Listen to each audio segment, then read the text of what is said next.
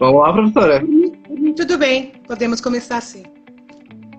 Vamos lá, vamos se apresentar, porque a gente tem um pessoal de todo o Brasil, a gente tem mais de 800 seguidores, então eu não conheço todos, mas eu sei que não é só de Brasília, né? Bom, meu nome é Pedro, eu sou estudante de saúde coletiva da UNB. Estamos aqui no projeto frente, né, estudando o Covid-19. E hoje eu quero apresentar a professora Mona. Professora Mona, fale um pouco sobre você, sua linha de pesquisa, sua formação. Pode passar. Tá certo. Ok, meu nome é Mona, de formação eu sou bióloga, mas eu trabalho bastante com a questão das ciências sociais e humanas em saúde. Eu sou professora do Departamento de Saúde Coletiva. Eu tenho duas disciplinas na graduação e na pós-graduação, uma que fala sobre educação popular em saúde mental e a outra que fala sobre saúde mental em saúde coletiva. Eu sou também terapeuta comunitária integrativa em formação. Então, e eu fiz também apoio e ajuda mútua, essas formações que buscam uma concepção diferenciada, porque procuram trazer uma concepção que a Organização Mundial de Saúde está trabalhando faz alguns anos, e eu tive a oportunidade em 2018 para ir para a Índia e conhecer por perto a noção da saúde mental para todos, por todos. Eu posso falar um pouquinho sobre isso mais à frente, mas esse conceito tem tudo a ver com a pesquisa que nós vamos conversar um pouquinho hoje. Isso. Professora, que pesquisa é essa? Ciência Cidadã, por que este nome? Porque esse nome tem muito a ver com essa introdução que eu fiz. Ela Aham. busca captar conhecimentos e saberes que estão fora daquilo que definimos como ciência e como sendo científico, como se fosse tão somente aquelas formas de saber que existem na academia como se fossem as únicas. E o conceito da ciência cidadã tem uma história interessante, porque ele começa através da busca, especialmente nas áreas de emergência ou então de catástrofe de meio ambiente, e a ideia é buscar através de descobertas ou então de observações que são feitas em campo por cidadãos, por pessoas, e tornar aquilo uma parte do que conhecemos sobre essa catástrofe de meio ambiente, etc. Mas, aos poucos, com bastante força também, está sendo trazido esse mesmo conceito para a área da saúde pública e saúde coletiva. Eu vou fazer eu vou ler rapidamente, porque eu acho que é fundamental, uma definição que diz assim, sobre ciência cidadã. São os esforços de cidadãos informados, não adscritos em comunidades médicas profissionais, por compreender e mudar as políticas sanitárias. Então, essa ideia da ciência cidadã, ela objetiva incorporar as pessoas, vamos dizer, leigas, que estão fora da academia, na tomada de decisão. Então, quem são? São líderes comunitários, agentes de saúde, ativistas, jornalistas e público leigo que intervém e tem que intervir no conteúdo e no uso da ciência médica e da saúde. Então, tem que achar lugar para essa fala, para essa experiência vivida, que é outro termo que a gente utiliza. O ideal é criar mecanismos para melhorar não somente a governança ambiental e sanitária, mas também para assegurar a participação das comunidades na tomada de decisões e participação nos programas sociais. Então, a partir dessa definição, eu vou adentrar um pouquinho nessa pesquisa que é o objeto dessa live. É uma pesquisa que está sendo, que foi lançada a partir do dia 28 de março. Quem trabalha nessa equipe são duas pessoas maravilhosas, é Suane Ribeiro e Daniele Santos, que são assim, pessoas maravilhosas, são da área de saúde coletiva, abraçaram a proposta, foram extremamente entusiasmadas com a ideia e montamos, a partir disso, de uma forma coletiva, a proposta dessa pesquisa, cujo nome é o seguinte: Então, ainda estamos no âmbito da ciência cidadã e, a partir dessa compreensão, construímos essa pesquisa que é o seguinte: o que nos diz a experiência de isolamento social nos tempos da Covid-19, ouvindo e falando sobre o cotidiano. E por que o cotidiano? Porque entendemos várias questões. Quem está vivendo o cotidiano, óbvio, são as próprias pessoas. Em tempos como esse, não é possível aquilo que a gente faz na nossa prática. Você vai até a residência das pessoas, faz levantamento com elas, entrevista, etc. Isso não é possível nesse momento. Então, a coisa mais lógica é de você encaminhar para as pessoas, para elas trazerem para você sua própria narrativa. E por isso que fizemos 4 perguntas, tão somente. A ideia era, e aí levou tempo para você ter perguntas que são robustas o suficiente para suscitar respostas também sólidas. Foi um trabalho que a gente, depois eu falo um pouquinho, mas eu queria dizer o seguinte. Então, nesse questionário que construímos, a gente começa assim, dizendo assim: nos tempos de confinamento e isolamento social, precisamos escutar e falar sobre o cotidiano das pessoas, como estão lidando com suas emoções. E aí a gente fala que tipo de emoções? Medo, as incertezas, mas também escutar sobre a descoberta de novas emoções, como a solidariedade e a capacidade de resiliência. Então, a gente já parte da ideia de que uma experiência como essa, ela não poderia estar restringida a uma emoção, uma reação. Então, a gente buscou essa complexidade, vivendo ao mesmo tempo, existindo ao mesmo tempo, essa parte do medo, da incerteza, mas também da descoberta de novas formas. Então, a gente quer entender como que isso influencia nas relações com a família, com a vizinhança e com a sociedade de modo geral, mas também de construir novas sociabilidades, novas formas de se relacionar com o outro. Então, nossa busca foi dessa forma. E por que tem isso tudo a ver com saúde coletiva? Tem muita coisa. Tem muita coisa. Porque entendemos que duas coisas que são fundamentais para a nossa prática na área de saúde coletiva, que é o cuidado.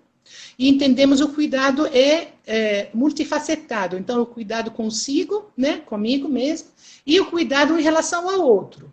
Então, esse cuidado, partimos e acreditamos, e na saúde coletiva a gente confirma isso, que ele parte através das relações, é coisa relacional, é na forma como eu me situo nesse espaço onde eu estou.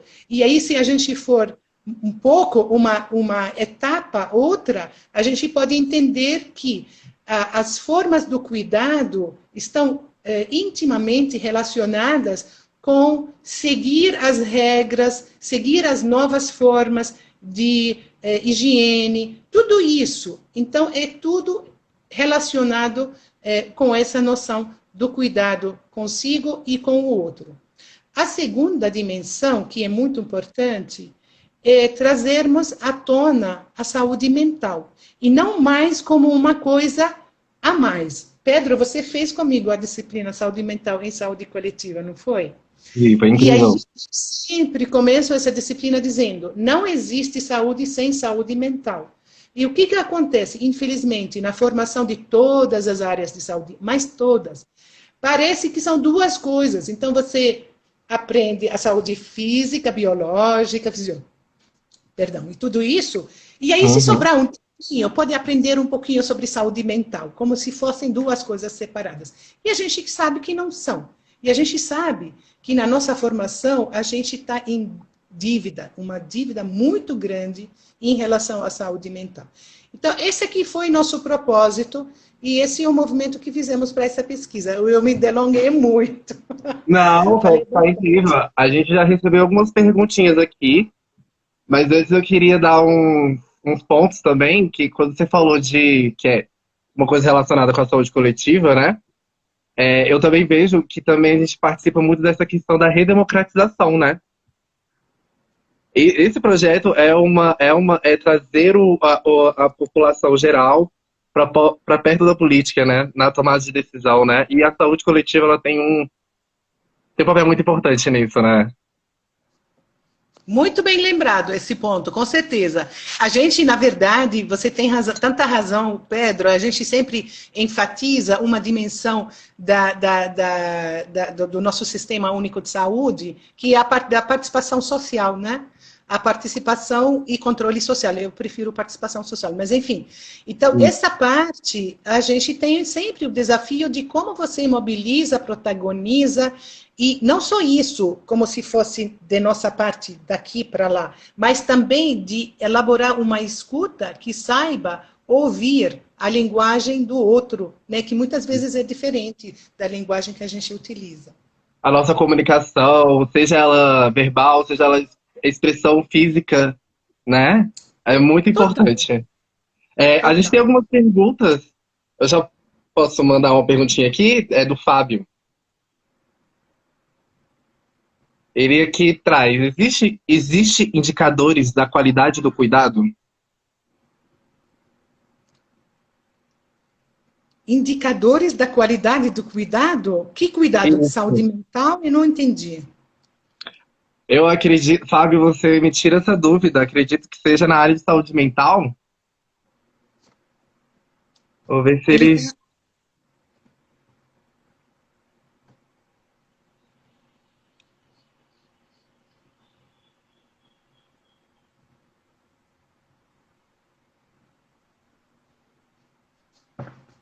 Professora Fátima, obrigado pelo elogio.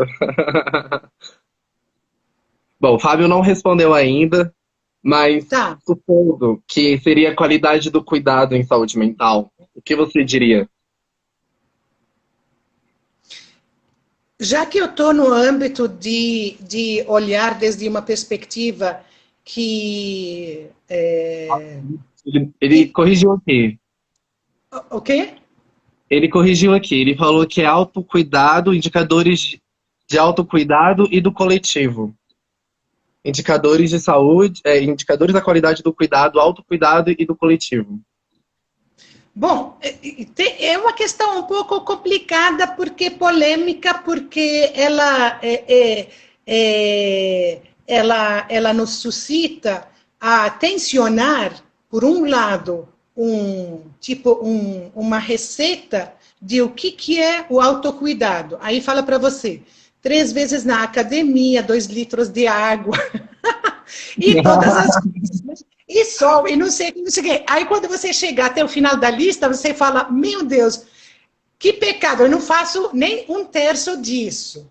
Você Não. está entendendo o que eu estou querendo dizer? Então, a gente Sim. precisa tensionar isso, porque temos a tendência, tanto na saúde coletiva como na saúde de modo geral, de colocar regras e de fazer lista das coisas a serem feitas. E isso, vocês não acreditam, mas isso é muito, muito mais fácil de que você estabelecer formas e não uma lista. Formas, ou seja, o que é? O conjunto das coisas que, naquele momento, são reflexo do autocuidado que eu tenho. Né? Então, o autocuidado não pode ser uma coisa tipo uma receita. Agora, isso dito, eu, por exemplo, pessoalmente, eu faço pilates, faço yoga, faço meditação, mas não considero necessariamente que todo mundo tem que fazer para estar bem, até porque eu não estou bem o tempo todo. Então, a gente precisa também relativizar a forma como a gente entende a saúde, né? Lembram Isso. daquela coisa meio chatinha, saúde é total, etc. E a gente Não, não sabe, é... sabe que isso não existe, que o ser humano é muito mais complexo do que isso. Então, nossos conceitos, eles têm que ser capazes de compreender esses tensionamentos. Então, quando você vê alguém, por exemplo, está fumando e tem problema de pressão alta, ou toma café demais, apesar de que a pesquisa tem disputas sobre isso. Eu acabei de voltar da Irlanda e tinha uma pesquisa dizendo 4 copos, ou 3, 4 copos de café, não cafezinho, de café por dia está ok. Imagina. Nossa, então eu tô ótimo. Tô bebendo E eles demais. bebem, e eles bebem. Mas o que eu estou dizendo? Estou dizendo que a gente tem que mudar os parâmetros, a forma como a gente olha. Eu acho muito importante que seja um conjunto de práticas e formas na vida que ajudam a pessoa, ela estar se sentindo realizada naquilo que ela pretende fazer. Ou, vamos dizer assim, um projeto, né? Que todos nós temos projetos na vida, projeções, formas de querer fazer. Mas eu vou fechar a resposta dizendo que há uma relação muito próxima entre o cuidado, o autocuidado e o cuidado coletivo. Na maneira como a gente compreende nosso bem-estar, a gente reflete isso na forma como a gente se relaciona com o outro. Não há dúvida nenhuma. Então, quando a gente abre horizontes para a compreensão do outro e o diálogo com o outro, certamente a gente estabelece formas de fazer com que essa pessoa saiba o que é esse cuidado que ela precisaria ter e haver.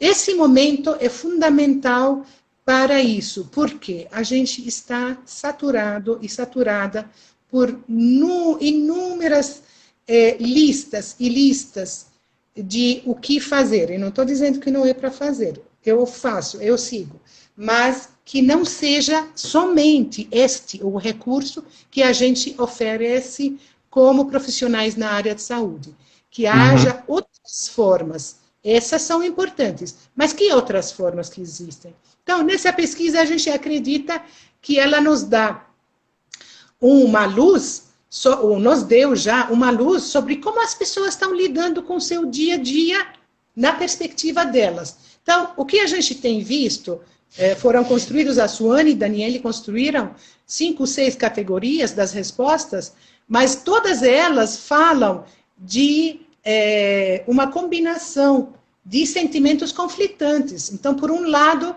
as pessoas falam assim, a gente está conseguindo levar à frente. No entanto, o físico está bem, mas o mental a gente ainda não viu. E é uma coisa, observação fundamental, porque o mental, né, a gente sempre fala isso, não é detectável num exame laboratorial ou no exame clínico necessariamente, é uma coisa muito mais complexa do que isso.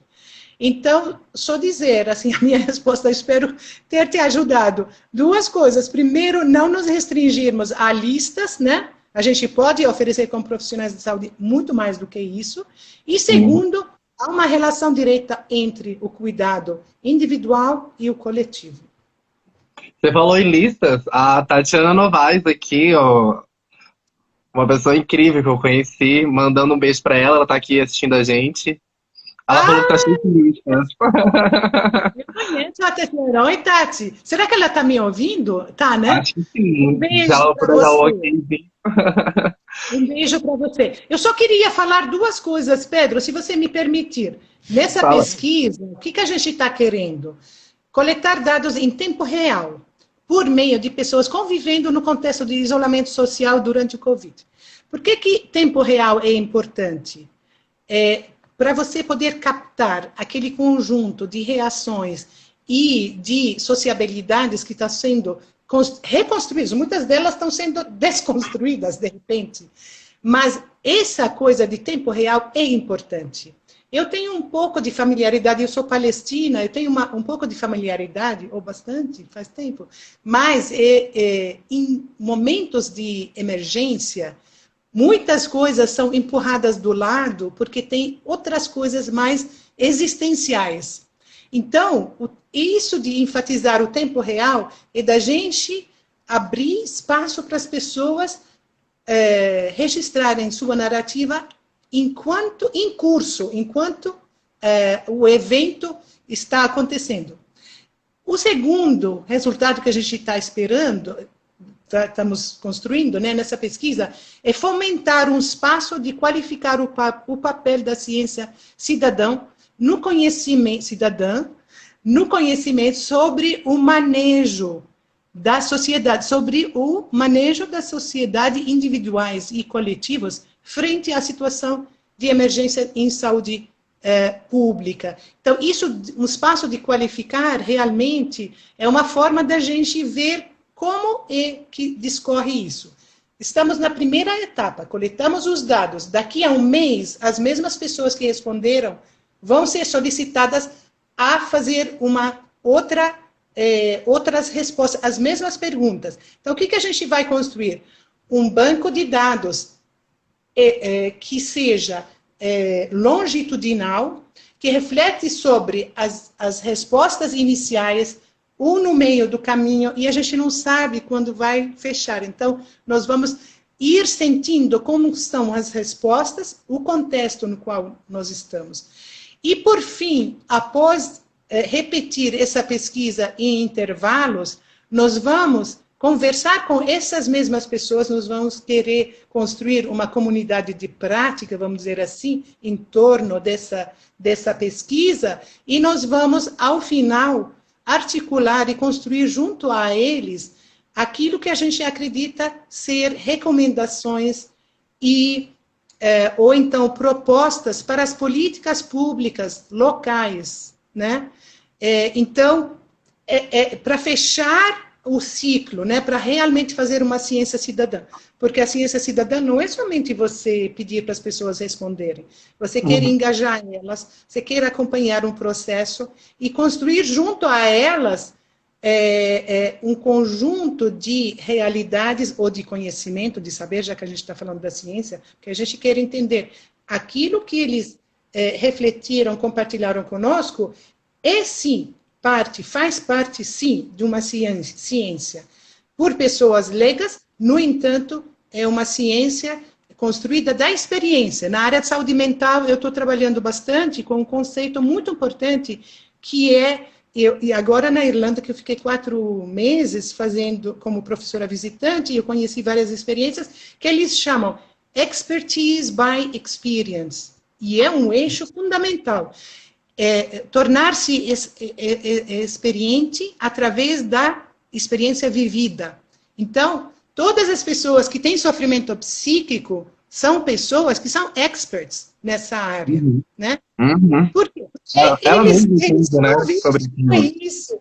Então, a gente precisa deslocar a forma como entendemos a ciência para, de uma forma genuína, concreta, levar isso no âmbito da melhoria das políticas públicas. Então, esse é o objetivo da pesquisa, esse é o âmbito da ciência cidadã, e não podia ser melhor do que nesse momento de isolamento social e abordando a questão da saúde mental de uma forma mais ampla. Professora, você fala dessa questão da centralização, né, das pessoas acharem que toda a saúde mental está só nos profissionais de saúde, né? É meio preocupante isso, a gente tem que... enfim, eu acho que tem outra questão também que você fala dessa questão da ciência, das pessoas participarem da ciência, né? E isso é importante porque hoje a gente está vivendo um movimento das fake news, de um movimento sem tomada de decisão da ciência, né? E a gente está vendo isso numa política macro hoje. Excelente sua pergunta.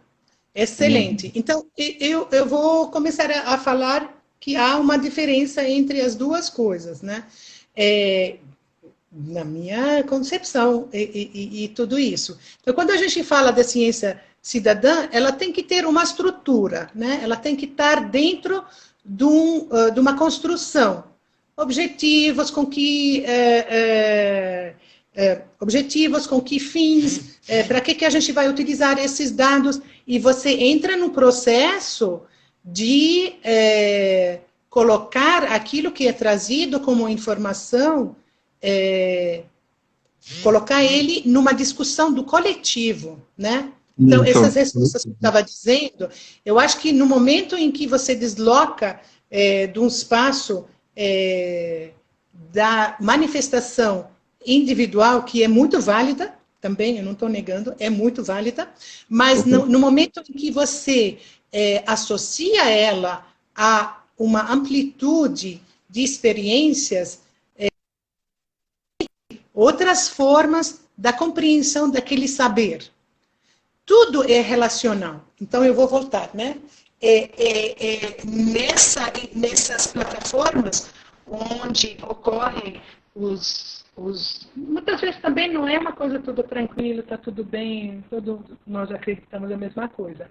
Mas é nesse espaço de discussão e de construção coletiva é que a questão, meu entendimento é esse, não é mais uma questão do que a gente vê como fake news. Até porque o fake news, ela aparece e desaparece quase, né? Então ela é soltada ela é colocada para um objetivo quase que pontual e a gente percebe muitas vezes esse movimento de retirar elas. Ou então quando fica, ela não é reforçada por qualquer diálogo, né? Qualquer diálogo na verdade, não é bem-vindo.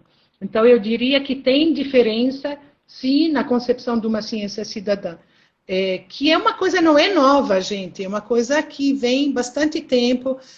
Nos Estados Unidos, por exemplo, a NASA utiliza bastante as pessoas que vivem naquelas localidades onde ocorrem catástrofes ou qualquer problema de meio ambiente e validam esse conhecimento deles. Agora, eu quero dizer também que aqui na página nossa, depois você pode colocar, por favor, Pedro? Claro, depois eu divulgo aqui.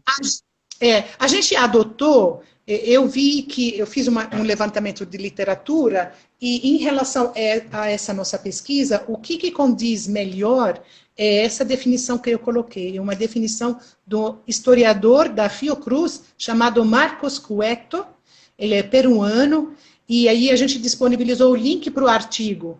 Esse é a melhor definição que eu encontrei e que é compatível também com a forma que a gente construiu nossa pesquisa.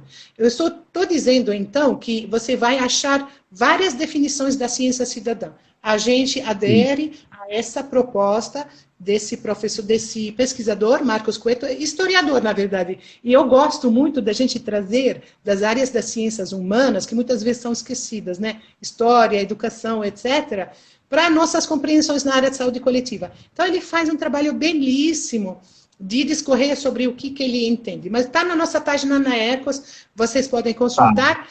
E a Carol colocou o link da entrevista dele, então quem tiver interesse pode, inclusive, aprofundar mais. Tá bom. Tem uma perguntinha aqui do Fábio, que eu guardei aqui. Já existem políticas já conhecidas de empoderamento coletivo para enfrentamento resiliente das adversidades de impacto coletivo? Já temos. E temos uma coisa muito interessante aqui no Brasil. Eu fiz esse levantamento porque a gente estava escrevendo um artigo sobre participação social. E a gente pode, assim, agora eu falo para vocês, a Política Nacional de Educação Popular, a Política Nacional da População Negra, eu não estou falando o termo por completo.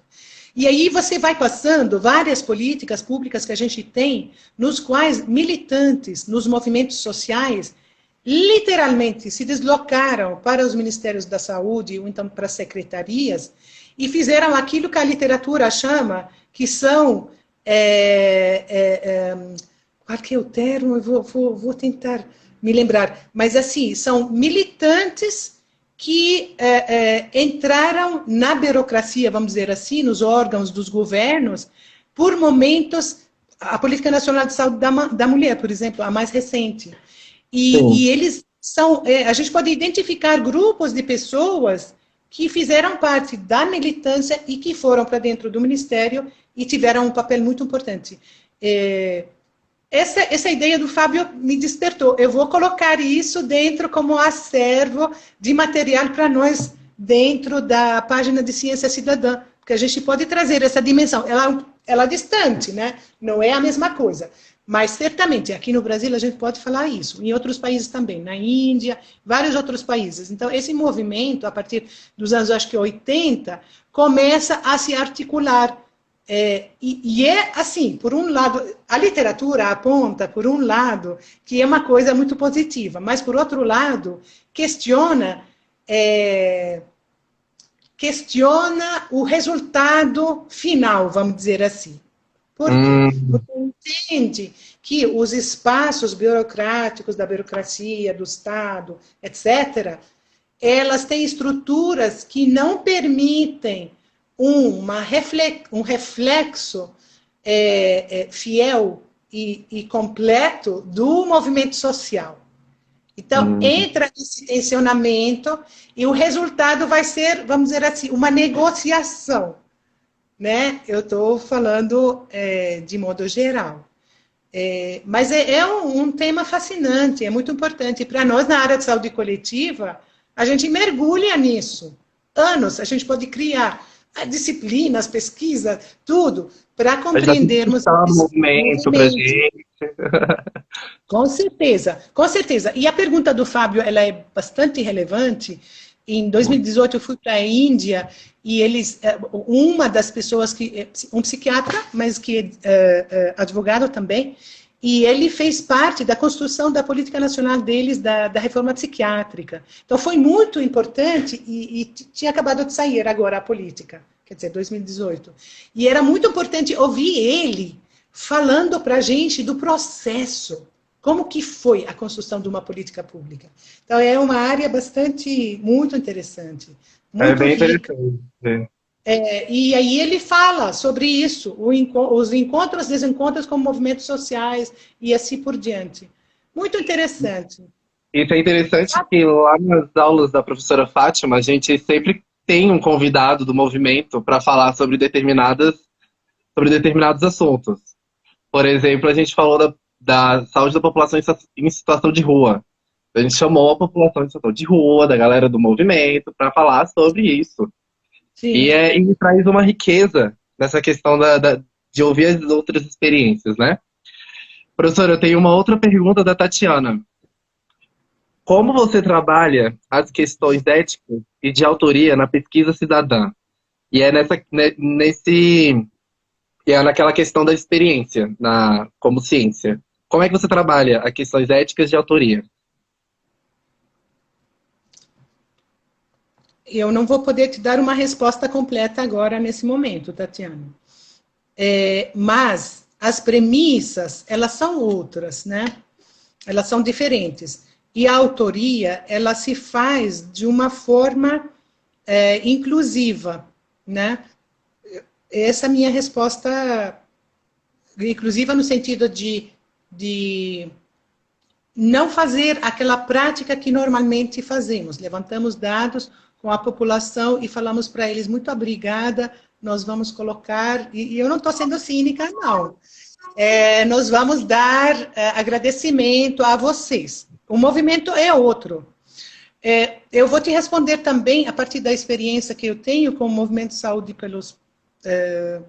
Movimento pela Saúde dos Povos, People's Health Movement, né, que é um movimento do qual eu faço parte. E essa questão da autoria, a gente precisa, a partir dessa experiência que temos, redefinir as estruturas, vamos dizer assim, mais existentes e mais tradicionais, né? Eu vou ter que voltar para ver essa questão, precisamente como que ela vai ocorrer, porque terminando essa nossa pesquisa, eu acho que até o final do ano, nós vamos precisar fazer esse diálogo, mas já digo que certamente não vai ser da forma clássica que trabalhamos a questão da autoria. É importante isso, né? Essa questão da ética. Só um minutinho, professora. Para participar, tem uns novos integrantes aqui escutando a gente. Então, eu gostaria que você repetisse como é que podemos participar disso. Participar dessa pesquisa? Isso. O link está aqui, Pedro, o link está aqui. A Carol acabou de colocar. Gostaríamos, quem quiser responder, pode responder. Mas se tiver mais interesse de participar mesmo, como parte da equipe, entrar em contato, tá? A gente tem um Instagram, né? Dentro do Ecos, a gente tem o nosso. E aí falar com a Suane e a Daniele. O Fábio mandou uma outra pergunta aqui. Ele deu uma visão boa aqui. Deixa eu ler para ti. Mas essa negociação na elaboração das políticas não seria o processo dialógico das participações? Academia, representações populares? Com certeza, mas a gente sabe que na realidade isso acaba não acontecendo de uma forma plena, né? Sempre vai haver tensionamentos. Uma das coisas talvez que seja interessante, em 2014 eu estive na coorientação de um trabalho, belíssimo trabalho, sobre a Política Nacional de Saúde, de Educação Popular. E vale a pena ler o artigo,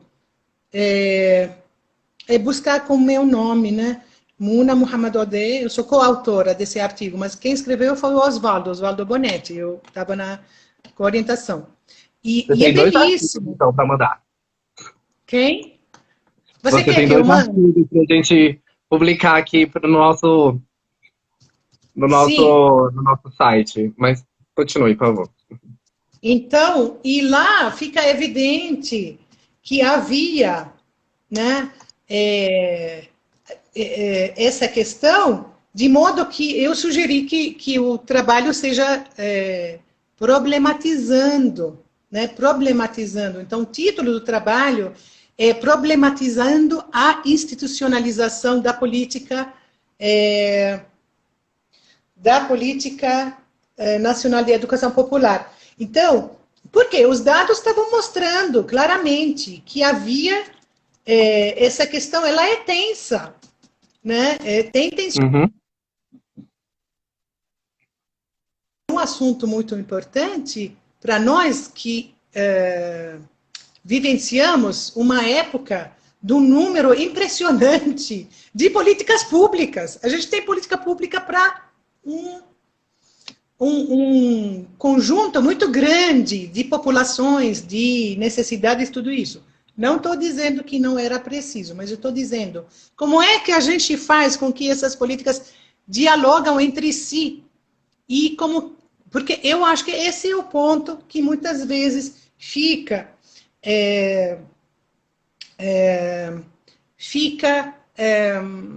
faltando e fica sem chão para operacionalizar, para efetivamente dar vida àquilo, né? Uhum. Eu espero ter respondido à pergunta do Fábio, né? Isso, Fábio. Então, reforçando, você está falando a, a participação, eu diria que é intersetorialidade, né? Ou intra, né? Depende, né? Exatamente. Das políticas, né? Eu acho que realmente falta isso, né? Não sei, eu não tenho uma pesquisa robusta para isso. Mas realmente eu concordo, eu acho que eu vou até levar isso para as aulas de políticas públicas. Olha só, por exemplo, eu trabalho bastante com a saúde do homem. Eu trabalhei quase 20 anos com a saúde da mulher e, para mim, não há contradição nenhuma, pelo contrário, é relacional. A gente tem que ver, na perspectiva de gênero, é relacional. Mas é interessante porque muitas coisas dialogam de uma forma muito direta com a Política Nacional de Saúde da Mulher. E a gente vê isso. Não sei se a Michelle está aqui. Ela defendeu, ela fez mestrado, eu orientei ela fez um belíssimo trabalho e sobre saúde do homem, e ela propôs uma plataforma em que haja essa intersetorialidade, esse diálogo, né, entre as diferentes partes. E é muito importante, é o trabalho mais difícil, na verdade. Porque a política não é tão somente executar o texto, a norma. Isso não acontece, na vida real não acontece, não é dessa forma que acontece. Uhum. Então esses apontamentos são bem relevantes, com certeza. Sim. E agora, E como... tentando achar o nome, não me lembro mais o nome da revista, mas pode falar, desculpa. Não, relaxa. E a gente pode conversar essas políticas com o que a gente está vivendo hoje da epidemia do Covid, né? Como será? Não sei, eu não consigo imaginar. Você consegue me responder isso?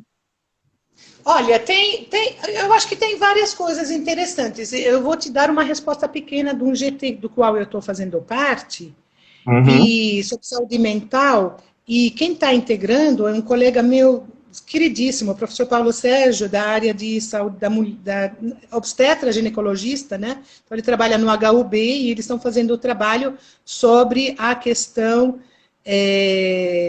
do contexto atual relativo à gravidez, né? As mulheres grávidas, etc. Nossa, isso é incrível. Isso é importante. Isso, exatamente. Então, esse aqui eu trago isso como exemplo, né? Então, ele está trabalhando com os residentes dele na produção de material que não chega necessariamente a ser um protocolo, mas certamente são formas de você adaptar e adequar através de fluxos, etc. Mas não somente esses. Eles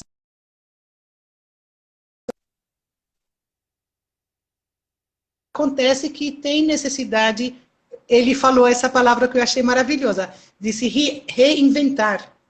Né? Aquele conhecimento que você sempre tem relativo a um grupo de população, o que, que você faz com esse conhecimento?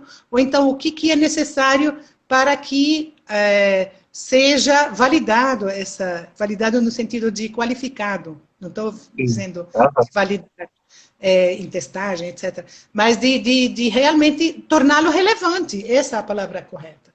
De torná-lo relevante. Então, ele exemplifica isso de uma forma muito bonita, porque ele parte de uma prática muito clínica, muito. Eles trabalham, por exemplo, no setor dele, com gravidez de alto risco, né? E ainda mais Aham. pertinente nesse momento. No HUB, eles só trabalham de alto risco. E aí ele falou, tem que se reinventar, tem que achar novos modos, novas formas de adequar isso. Aí depende, cada caso é um caso, cada contexto é um contexto. É, cada caso é um caso. Você me fez lembrar, por exemplo, da temática das arboviroses. Então eu penso, o que que seria o Covid, as arboviroses e como isso afeta a saúde mental da população? Porque a população está deixando os agentes entrarem, né? Que faz todo sentido porque eles estão com medo, com ansiedade, né? De toda a situação do Sim, Covid, né? sim. E aí você me traz esse questionamento, como é que as políticas de arboviroses estão conversando com a Covid, né? E a saúde mental.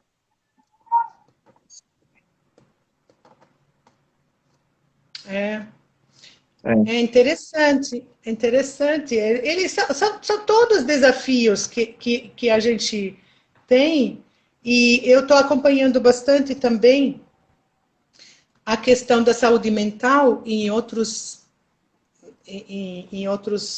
contextos, pelo fato de compor esse GT, e, e tem muita semelhança, tem muitas coisas que estão sendo feitas semelhantes. Então, eu recebi, por exemplo, uma cartilha com todas as práticas que estão sendo colocadas na Índia.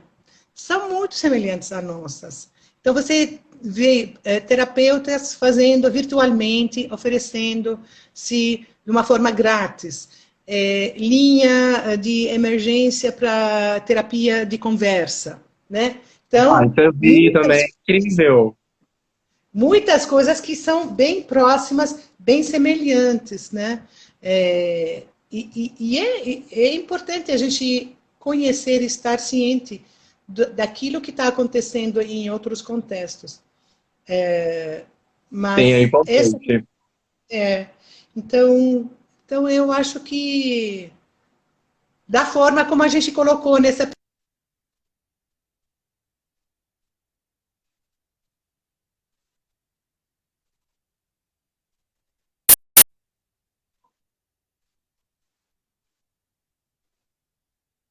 Professora, eu acho que está dando um probleminha.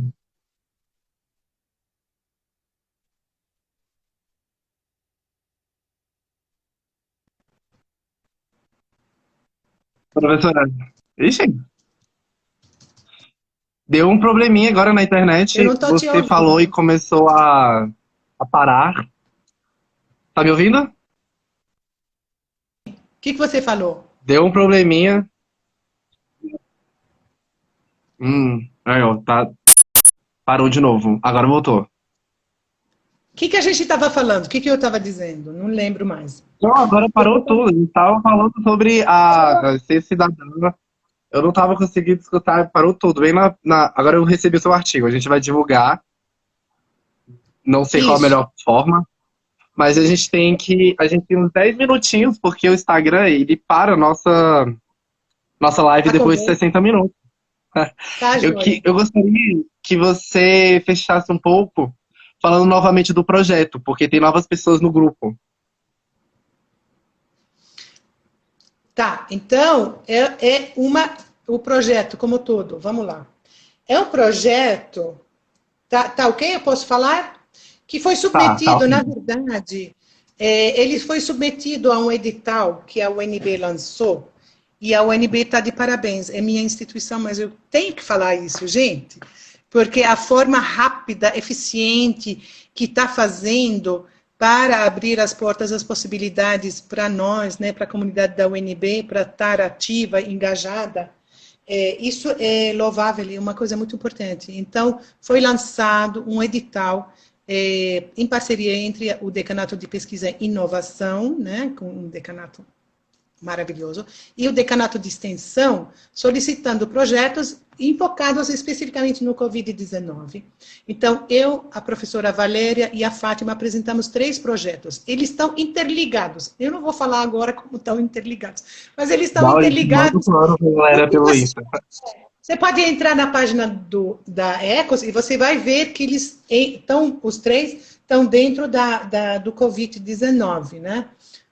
Um fala sobre a questão da solidariedade, mas problematiza isso na perspectiva de políticas públicas, e o outro fala sobre fake news, e eu fiquei enfocando a questão da ciência cidadã. Então, o projeto chama Ciência Cidadã, 2 pontos, ouvindo, falando sobre o cotidiano de comunicação de risco, o que nos diz a experiência de isolamento social nos tempos de Covid-19.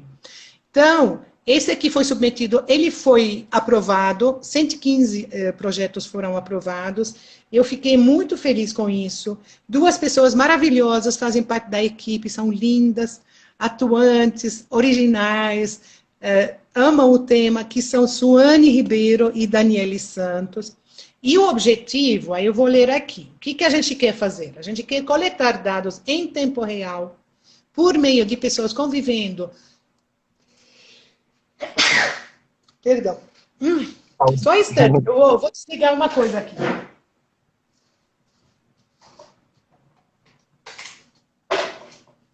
Isso que é live, né?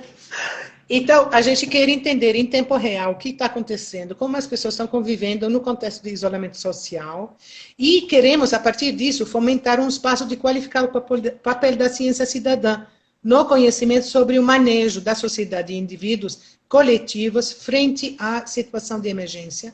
E a gente parte... Será que eu preciso falar o que a gente compreende ciência cidadã? Ou não necessariamente? Só vou traçar, então, as 3 etapas que a gente tem. No primeiro momento, a gente capta através das pessoas, depois nós vamos fazer um acompanhamento para podermos falar que temos uma visão longitudinal, uma base de dados, uma visão longitudinal, como que é esse processo da sociabilidade, das reações, da questão da saúde mental também entra.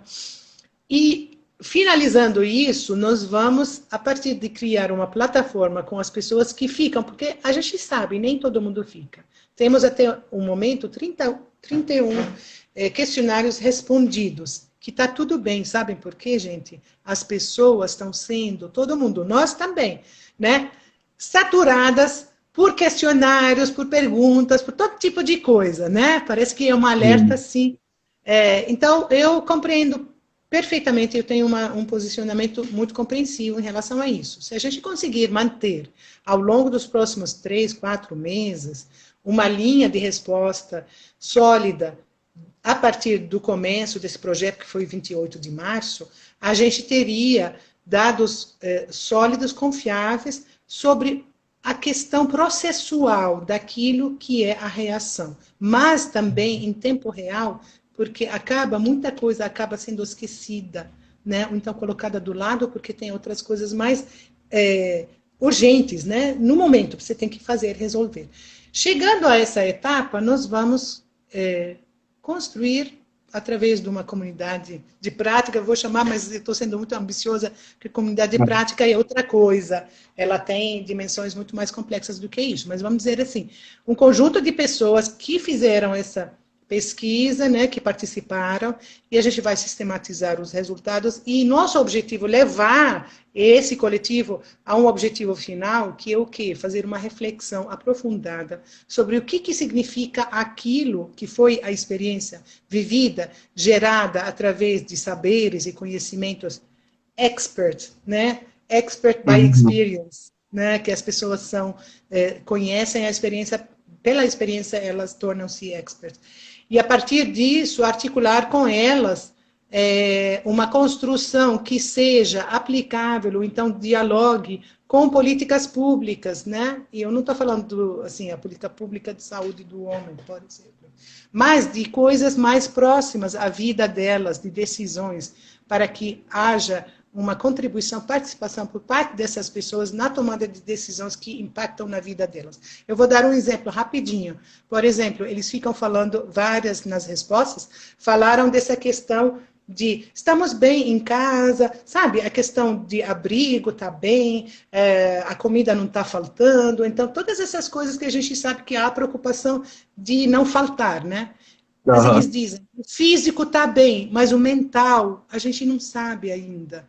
E, de repente, me ocorre, por exemplo, que eles estão fazendo uma sinalização para dizer que a saúde mental ela é importante tanto quanto a física. Né? E por que não pensar nisso, que é meu sonho, por exemplo, que a saúde mental seja algo realmente, concretamente, no âmbito da atenção primária? Que é o espaço, se a gente for pensar no sentido de cuidado, é aquele espaço onde as pessoas acessam, né? Entram, interagem, etc. E a gente sabe que isso está muito longe. Os nossos CAPs, claro, na atenção primária, mas a gente sabe que são muito poucos, não houve investimento neles, pelo contrário, um desinvestimento, e assim por diante. Então, resumidamente, isso que a gente almeja fazer, eu, Suane e Daniele, e aí a gente segue, né?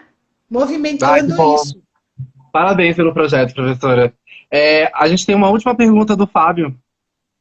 Vamos lá? Fábio, tem que conhecer Fábio. Quem é Fábio? Como a saúde mental poderia influenciar as ações corporais preventivas de enfrentamento do Covid? Estabilidade emocionais poderiam diminuir o exacerbamento, as motivações do cuidado. Eu entendi que é como as ações corporais preventivas que vão enfrentar o Covid. Ações corporais mesmo preventivas. O que a gente pode fazer, né? Ações corporais. Corporais do corpo? É isso que ele está dizendo? Eu imagino que sim. Eu tenho que conhecer esse Fábio, que fez várias perguntas. Eu queria saber se é da saúde coletiva ou de qualquer outra área, não importa.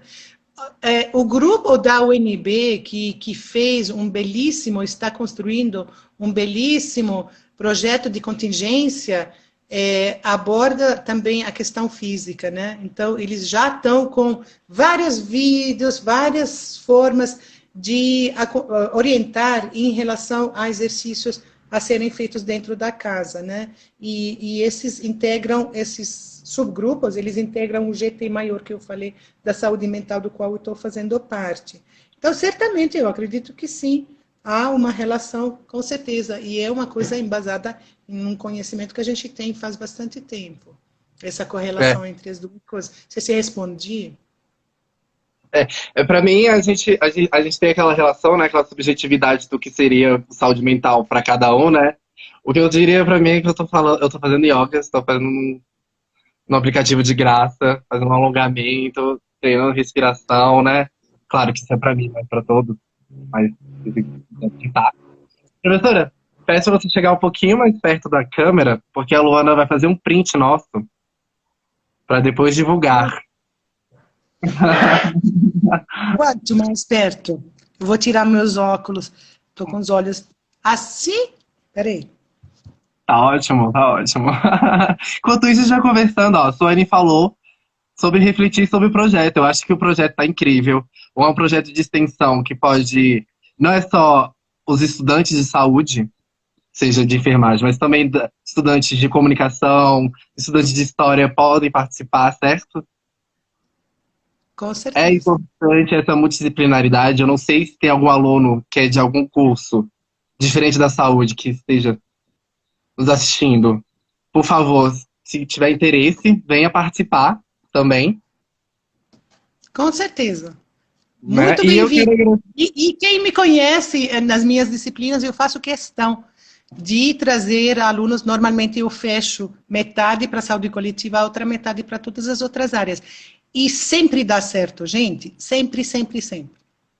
A é melhor coisa. importante, é, é importante essa questão da saúde coletiva, porque agora saiu uma portaria chamando todos os profissionais de saúde, menos os sanitaristas. A gente ficou muito chateado, mas Imagina, ainda estamos trabalhando.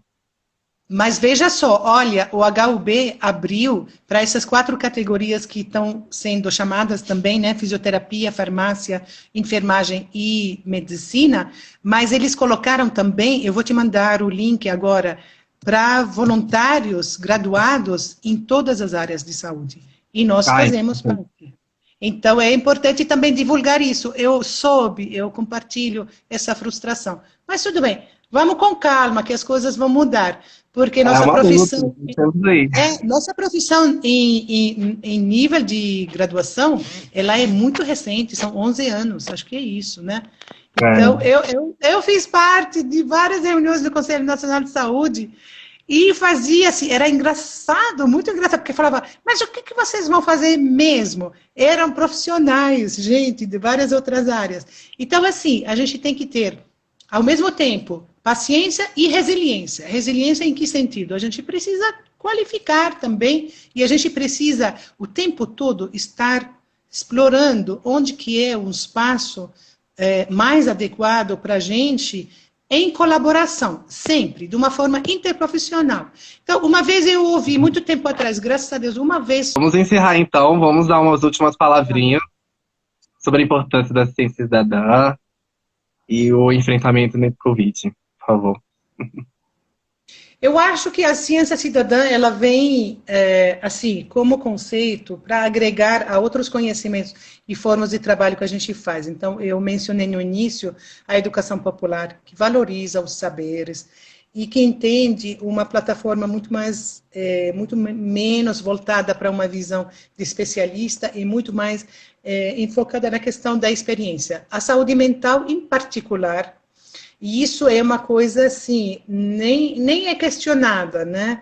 Que a gente está construindo esse plano de contingência, eu estou trazendo bastante referências sobre a questão da saúde mental para todos, por todos. E esse aqui é um conceito, não é vazio, assim, né? É bem comprovado.